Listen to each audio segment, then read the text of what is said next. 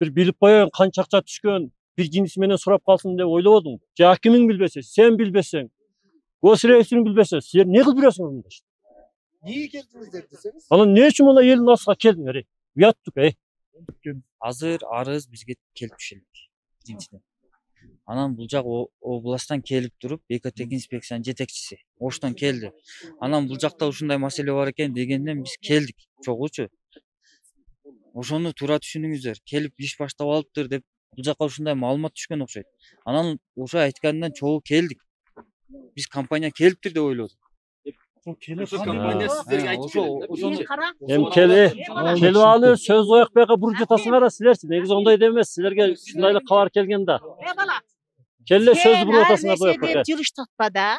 Баарбы эле Оякбек эле жылыштатасыңар. Туура иштегиле туура неме кыла. Шунча келип иштегендер бери эмнени бүтүрдүңөр? Мана шу сөздөн неге неме кылбадыңар? Неге ошо акимиң өзү эле келбеди?